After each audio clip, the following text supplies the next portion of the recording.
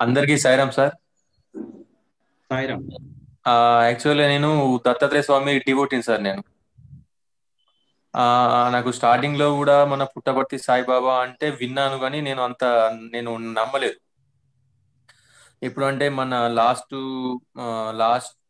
మన ఇది ఎప్పుడు మన కరోనా అయిపోయిన తర్వాత మన ఈశ్వర్ రెడ్డి గారితో ఇట్లా వెళ్లే ముందు ఏంటంటే ఒక 10 days బ్యాక్ ఏంటంటే స్వామి గారు నాకు స్వప్న దర్శనం ఇచ్చిండు.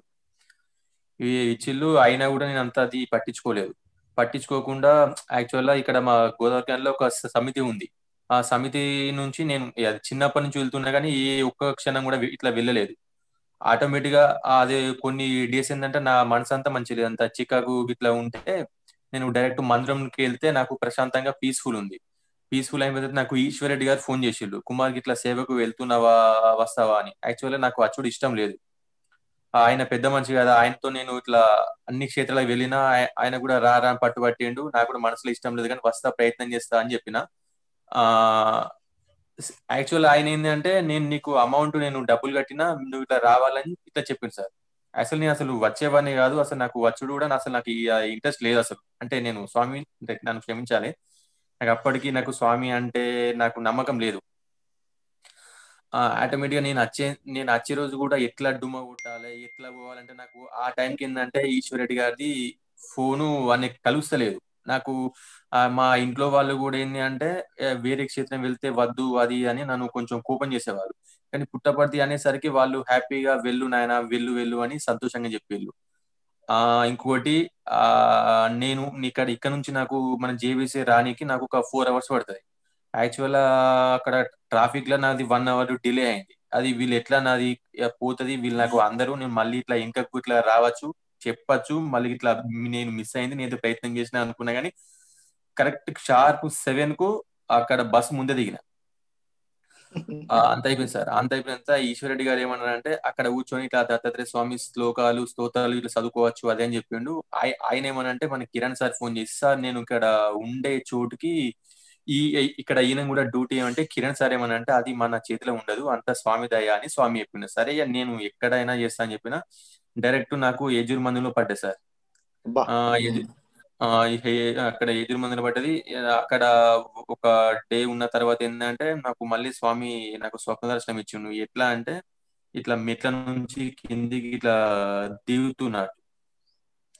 ఆ నాకు నేను నాకు నాతో పాటు ఇట్లా హరీష్ అనే ఒక క్యాండిడేట్ వచ్చింది సార్. అసలు పుట్టపడి సాయిబాబా అంటే ఎవరు, నీకు జరిగిన ఎక్స్పీరియన్స్ అని అంటే ఆయన చెప్పిండు, నేను చిన్నప్పటి నుంచి వస్తున్నా అది అని చెప్పిండు. నేను అప్పుడే ఆ స్వామి వారి ఈ వీడియోలు అవన్నీ నేను చూసుకుంటా ఉన్నా సార్. అయితే నాకు ఒక అంటే వచ్చింది అంటే ఇట్లా స్వామివారు ఇట్లా మన వీల్ చైర్ లో కూర్చున్నప్పుడు వెనక ఇట్లా తీసుకెళ్తారు కదా సార్. అరే మేము ఇట్లా ఇక్కడికి వస్తేనే అదృష్టవంతులు అనుకున్నాం, కానీ వీళ్ళు మంచి స్వామి ఉన్నప్పుడు మంచి చీర పట్టుకున్నాడు అన్ని లక్షల మందిలా ఇట్లా ఈయనకి వచ్చి ఈయన ఎంత అదృష్టవంతుడు అనుకున్నా సార్. అదే రోజు ఏంటంటే మన ఇంటర్వ్యూ రూమ్ నుంచి స్వామి వారు ఏ చైర్ లో అయితే కూర్చున్నాడో ఆ చైర్ ను మన ఇంటర్వ్యూ రూమ్ నుంచి ఇక్కడికి ఇట్లా తీసుకురావాలి.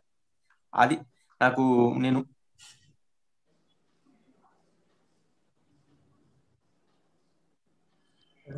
కుమార్ గారు, మీ దగ్గర కనెక్షన్ సరిగా లేనట్టుంది.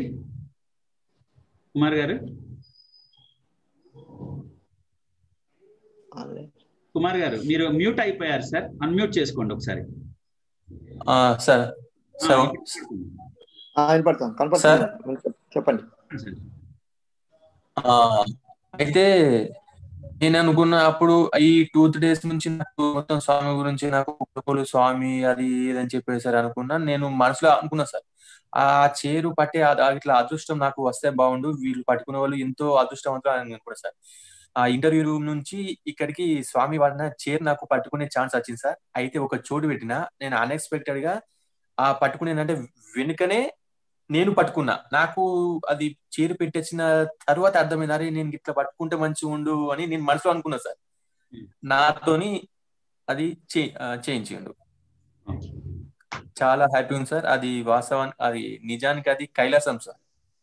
అది ప్రశాంతి నిలయం అంటే రియల్ గా ప్రశాంతి నిలయం. అక్కడికి వెళ్ళిన తర్వాత మన ఈ బయట థాట్స్ ఈ టెన్షన్స్ అవి ఏం లేవు. 15 రోజులు మాత్రం మంచిగా ప్రశాంతంగా అయిపోయింది. సాయిరామ్ అండి, thank you very much Sairam.